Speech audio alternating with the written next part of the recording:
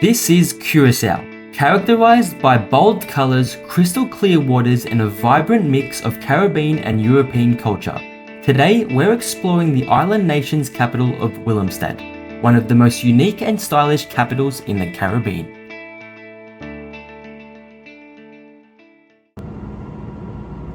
After finishing our Colombian adventure, we hopped on a flight bound for Curaçao. Despite its small size, the island is well connected, with routes across the Caribbean, the United States, South America, and Europe. You'll find particularly strong links to the Netherlands, as Curaçao is part of the Kingdom of the Netherlands. As soon as we landed, we hired a car from Prince Car Rentals, located just near the airport. They have a quick shuttle that takes you to your vehicle. After doing our research, it was the best reviewed option we found on the island, offering the best balance of quality and price. The staff are also friendly and give you great local tips on where to go and where to eat around the island. Curaçao is roughly 61 kilometers long and 14 kilometers wide. Small enough to explore easily, yet big enough to feel like a real adventure. From the airport, it's only about a 20-minute drive to the colourful capital of Willemstad, making for an easy and completely stress-free arrival onto the island. As you can see on the map, Curaçao is located in the Caribbean region just above Venezuela and South America. Its capital, Willemstad, is a UNESCO World Heritage Site that splits into separate districts. We're going to explore each district to see what makes them unique. The first district we explored was Pietermaai, located on the outskirts of Willemstad. It's a vibrant mix of residential homes, boutique hotels, cafes and restaurants, and a neighbourhood full of character and charm.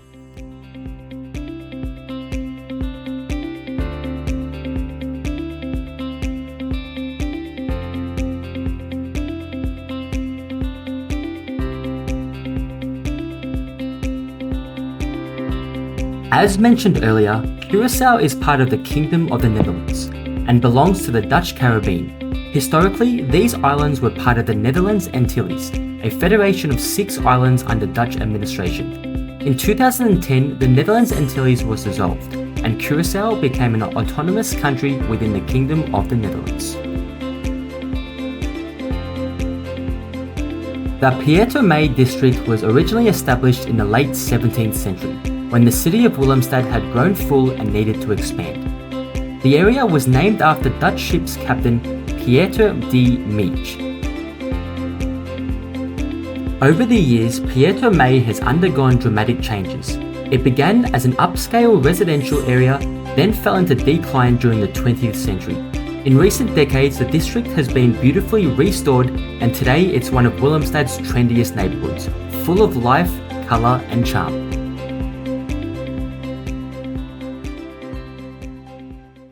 As we make our way into the city centre, we leave the district of Pietermaai and enter Punda district. This bustling area is the heart of Willemstad, alive with shops, street vendors and vibrant city activity.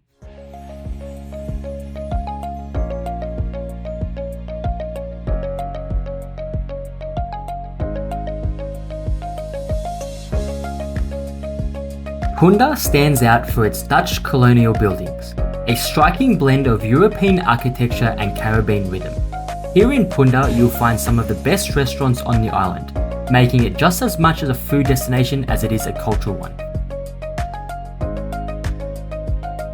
And while the food here is great, because of its location and surrounding atmosphere, the restaurants here are a bit more expensive than the rest of the island.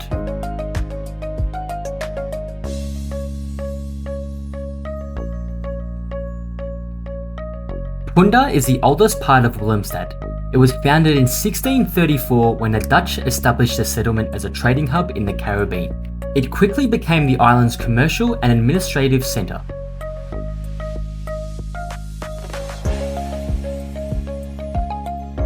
Since Punda is a city centre, you'll find a mix of both tourists and locals. Locals on the island can speak up to 4 languages, with the main language being Papiamentu, the local dialect, alongside Dutch, which is the official language. Most people can also speak fluent in English and Spanish, making Curaçao incredibly easy to navigate as a visitor.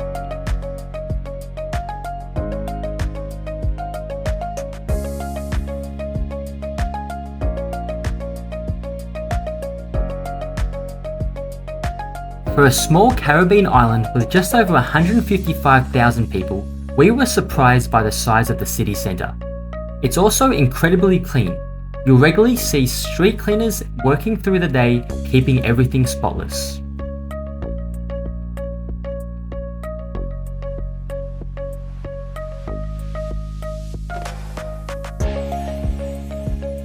Curaçao is a popular cruise ship destination, so during the day, Punda is filled with cruise ship passengers.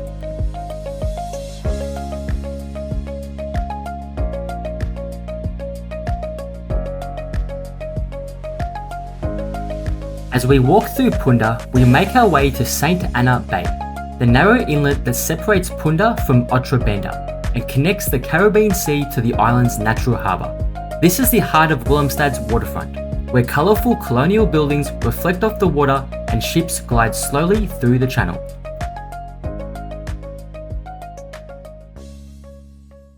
To reach the other side of Willemstad across St. Anna Bay, you'll need to cross the pedestrian Queen Emma Bridge.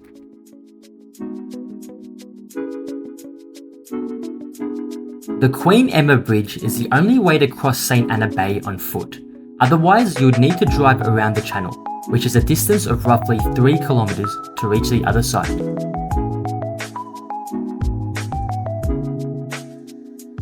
As you cross the bridge, you'll get some of the best views of the city. It's a perfect spot to take in and capture the iconic St. Anna strip of Punda, with its colourful waterfront buildings reflecting on the harbour.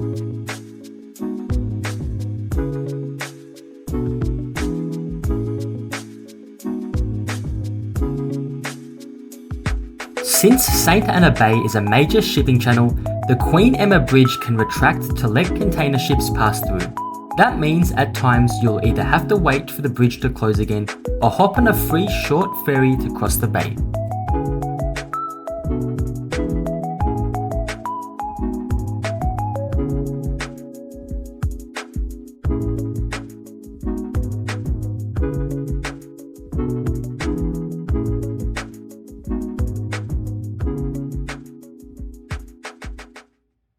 On the other side of St. Anna Bay lies Otrobanda, the older and historically rich district of Willemstad.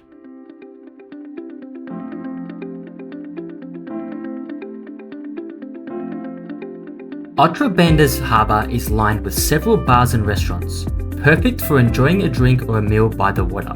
But as you wander through the streets, you'll discover charming narrow lanes filled with colourful buildings and local shops, hidden corners full of character.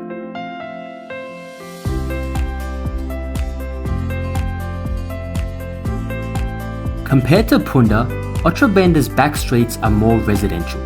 Many of the streets are extremely narrow, so it's best to explore the neighbourhood on foot. During our time in Curaçao, we took several morning walks through Otrobanda, exploring the streets at sunrise when the neighbourhood is quiet and peaceful.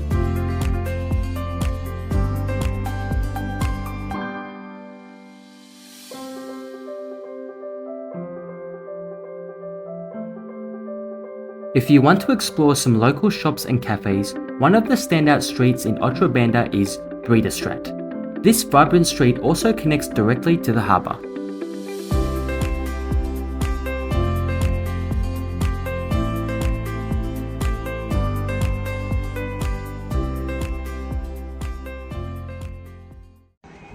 Located within Otrobanda is Hulanda Village. It's a charming area known for local art.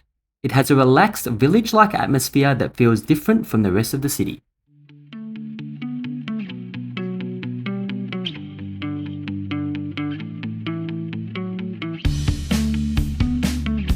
We explored Hulanda Village during the early sunset evening hours. It was a perfect time to enjoy the warm light, streets, and the neighbourhood's unique character. As mentioned, Hulanda Village is known for art. There are many galleries and art spaces that showcase local artists and Caribbean-inspired work.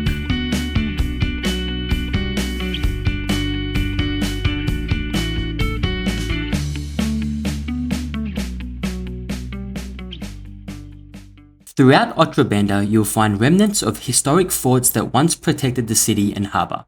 One of these is Reef Fort Village, which has been transformed into an outdoor shopping and dining area called the Renaissance Mall.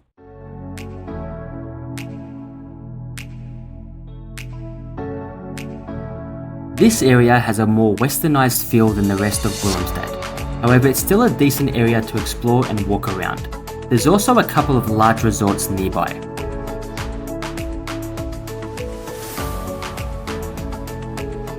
Walking along the edge of the fort leads to some great harbour views. It's here that you'll also get a glimpse of the island's cruise ship terminal.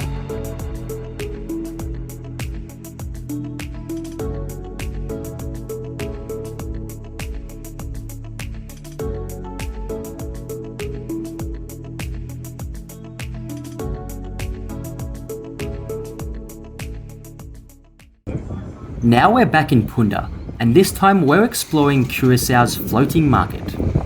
At the floating market, many small vessels arrive from Venezuela, just a few dozen miles across the sea, bringing fresh fruit, vegetables, fish, and other produce straight to the harbourfront.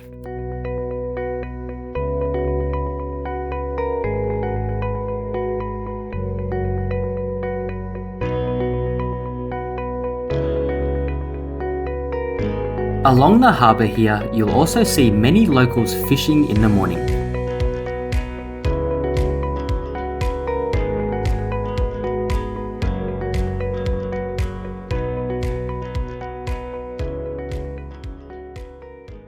At the edge of the floating market, there's a small bridge crossing a narrow channel. This leads directly into the district of Scharloo. We stopped by one of the local food vendors for some morning snacks before wandering through the streets. Scharloo is a historic neighbourhood of Willemstad known for its grand colonial mansions and elegant streets. The neighbourhood was known to be once home to many wealthy merchants. As we continued into the back streets, we came across more traditional housing.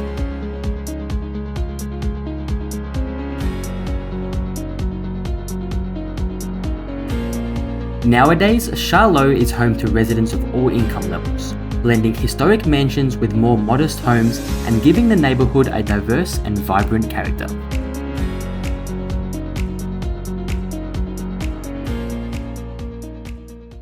Evenings in Willemstad bring a completely different atmosphere. Restaurants are full with people and the colourful buildings shine under lights.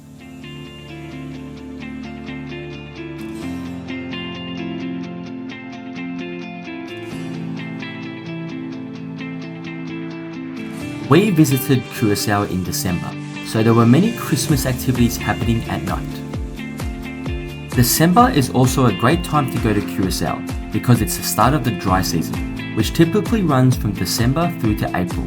During this time, rainfall is lower and humidity drops.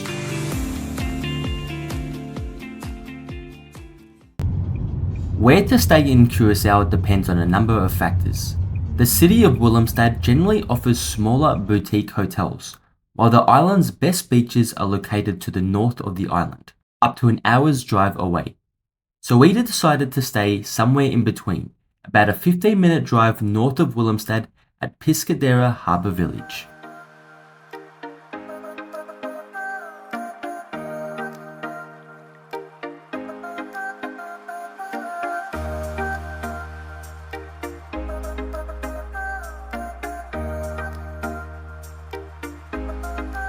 Piscadera Harbour Village offers a range of bungalow villas and apartments. The rooms feature a fully equipped kitchen and a separate living area.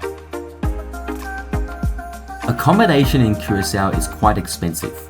We found Piscadera Harbour Village not only to be in a great location, but also excellent value for money, as the rooms were modern, clean and spacious.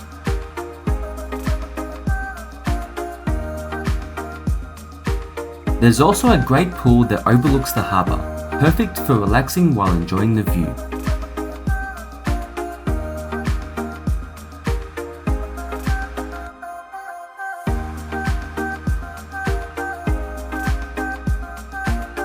One of the great features of our villa was the balcony, which offered stunning views over Piscadera Bay.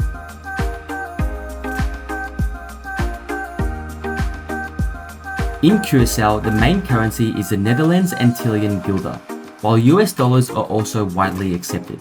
To stay here at Piscadera, we paid 290 guilders, which is about $162 US per night.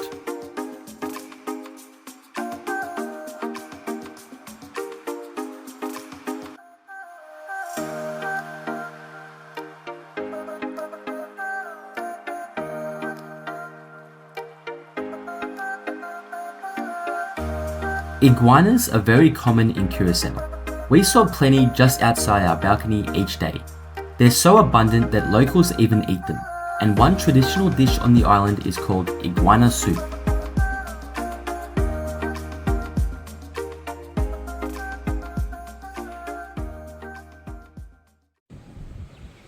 The best way to get around Curaçao is by hiring a car, as public transport is limited and rarely goes beyond Willemstad.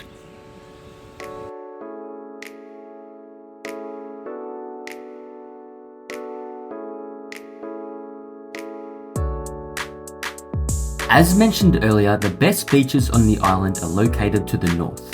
Driving in that direction, you'll also come across some of Curaçao's national parks. There are two, Cristofel National Park and Shiti Boca National Park.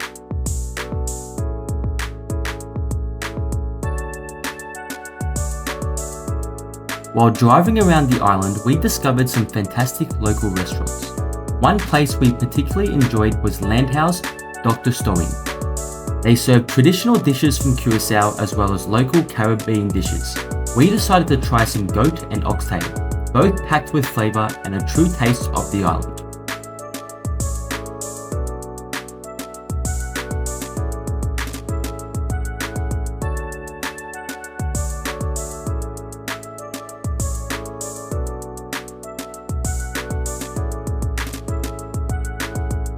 Another spot we tried for even more authentic homemade cooking was Cafe Nos Ambient. This isn't a place you typically find tourists, but it's perfect if you want to experience genuine home-style Caribbean food. The towns outside of Willemstad generally offer lower prices, making them great for everyday shopping. You'll find a mix of small and large supermarkets where you can pick up groceries and daily essentials at reasonable prices.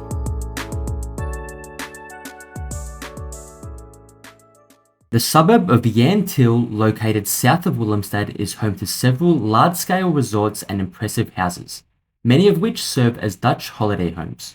While it's a pleasant area to explore, we wouldn't recommend staying here, as it's quite far from the island's main beaches.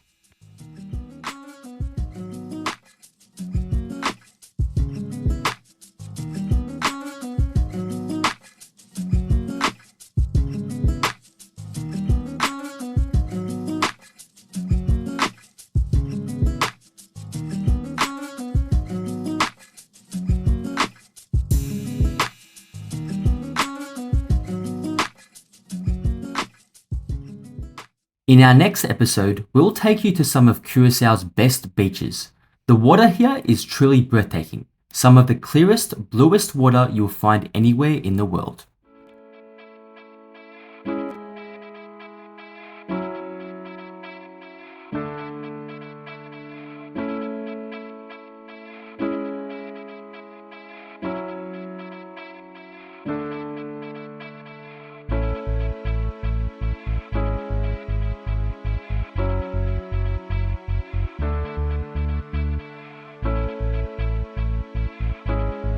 If you enjoyed this video, don't forget to like and subscribe to our channel for more travel adventures.